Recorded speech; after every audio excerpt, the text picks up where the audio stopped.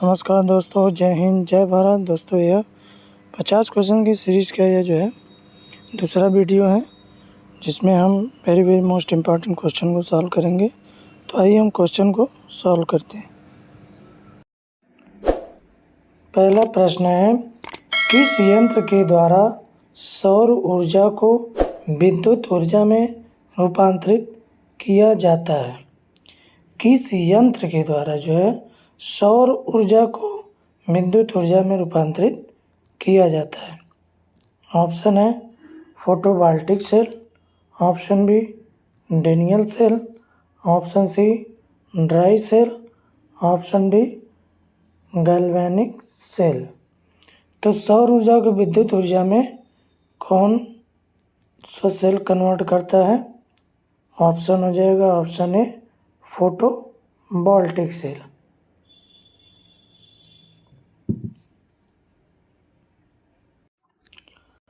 अगला प्रश्न है प्रश्न नंबर 2। पृथ्वी के केंद्र पर गुरुत्वाकर्षण के कारण त्वरण का मान क्या होता है? पृथ्वी के केंद्र पर गुरुत्वाकर्षण के कारण त्वरण का मान क्या होता है? वेरी मोस्ट इम्पॉर्टेंट क्वेश्चन है दोस्तों। यह क्वेश्चन जो है प्रतियोगी परीक्षाओं में बार बार पूछा गया है, इसको आप ध्यान से पढ़िएगा। तो पृथ्वी के केंद्र पर गुरुत्वाकर्षण के कारण त्वरण का मान क्या होता है? ऑप्शन हो जाएगा option A 0, option B -1, option C 1, option D 9.8। तो यहाँ पर राइट आंसर हो जाएगा ऑप्शन ए 0 होता है। दोस्तों, अगला प्रश्न है प्रश्न नंबर 3।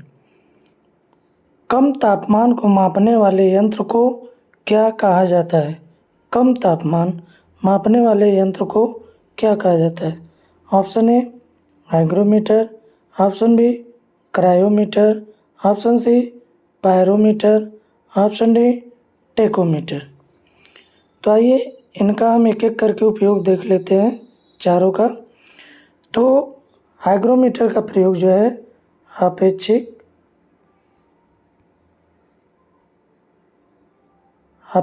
आर्द्रता मापने के लिए प्रयोग किया जाता है। अगला जो है क्रायोमीटर का प्रयोग कम तापमान मापने के लिए प्रयोग किया जाता है। कम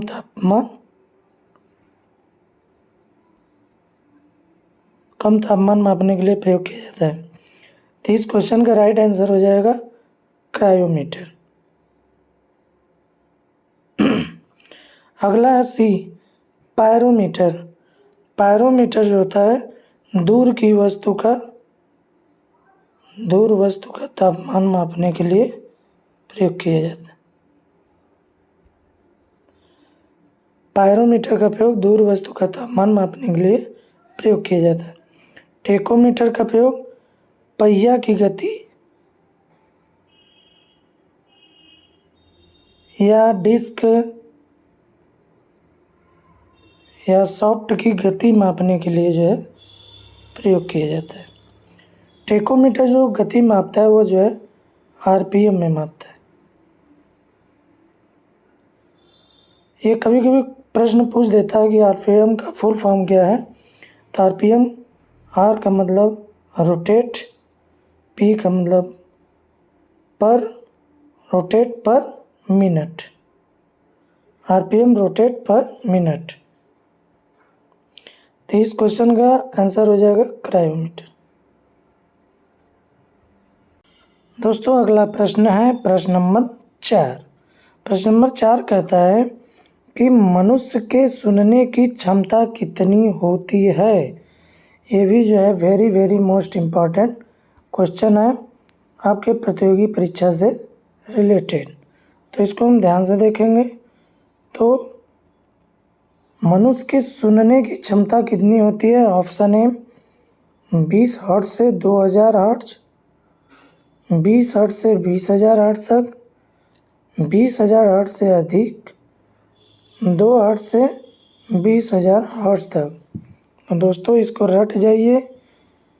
ये जो है मनुष्य के सुनने की जो क्षमता होती है 20 हर्ट्ज से 20,000 hertz. Option number B. Clear. अगला प्रश्न है प्रश्न नंबर 5।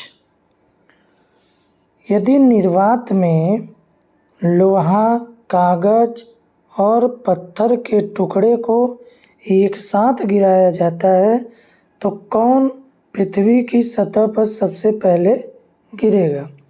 निर्वात की बात हो रही है। निर्वात में यदि लोहा, कागज, पत्थर के टुकड़े को एक साथ गिराया जाता है तो पृथ्वी पर कौन पृथ्वी की सतह पर सबसे पहले गिरेगा। ऑप्शन है पहले लोहा, ऑप्शन बी कागज, ऑप्शन सी पत्थर, तो ऑप्शन डी तीनों एक साथ। तो निर्वात में जो है लोहा, कागज यदि एक साथ गिराए जाते हैं तो तीनों एक साथ जो है गिरेगा। Option D is right answer.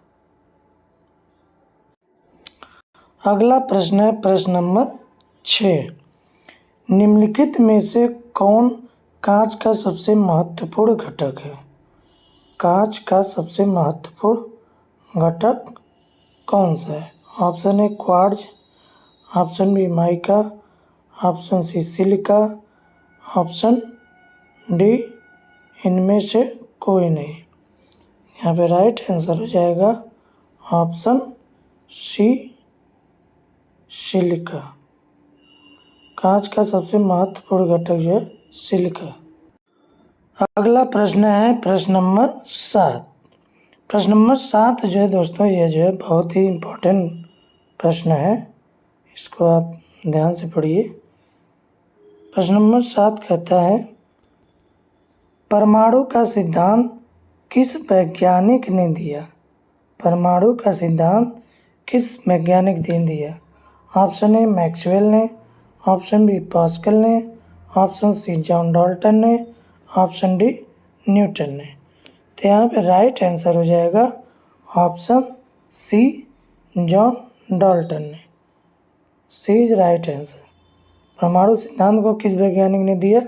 John Dalton ने। अगला प्रश्न है प्रश्न नंबर 8। वॉशिंग मशीन किस सिद्धांत पर कार्य करता है। वॉशिंग मशीन किस सिद्धांत पर कार्य करता है। ऑप्शन ए अपकेंद्री, ऑप्शन बी अभिकेंद्री, ऑप्शन सी प्रयुक्त दोनों, ऑप्शन डी उत्तर इनमें से कोई नहीं। तो यहाँ पर राइट आंसर हो जाएगा ऑप्शन ए अपकेंद्री। वॉशिंग मशीन जो है अपकेंद्रीय सिद्धांत पे कार्य करता है।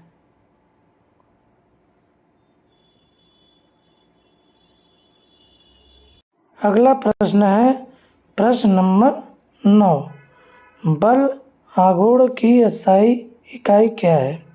दोस्तों यह भी इम्पोर्टेंट प्रश्न है। बल आघूर्ण की SI इकाई क्या है। पहला ऑप्शन है newton, option B newton metre, option C metre प्रति सेकेंड, ऑप्शन डी ओम। तो बल आघूर्ण के SI मात्रक जो है newton metre. Option B is right answer. बल आघूर्ण की SI इकाई क्या है। Newton metre. अगला प्रश्न है प्रश्न नंबर 10। प्रश्न नंबर 10 जो है कहता है अल्जाइमर रोग मानव शरीर के किस अंग को मुख्य रूप से प्रभावित करता है। अल्जाइमर रोग मनुष्य के किस शरीर को प्रभावित करता है, किस अंग को प्रभावित करता है। ऑप्शन ए मस्तिष्क को, ऑप्शन बी हृदय को, ऑप्शन सी यकृत को, ऑप्शन डी फेफड़े को। तो यहाँ पर राइट आंसर हो जाएगा ऑप्शन ए मस्तिष्क को।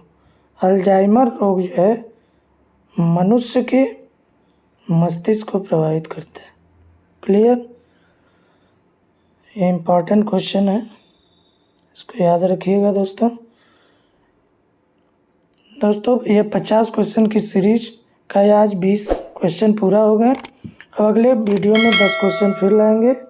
तो दोस्तों हमारा वीडियो अगर अच्छा लगा तो वीडियो को लाइक कर दीजिए, चैनल को सब्सक्राइब कर दीजिए। इसी के साथ जय हिंद, जय भारत।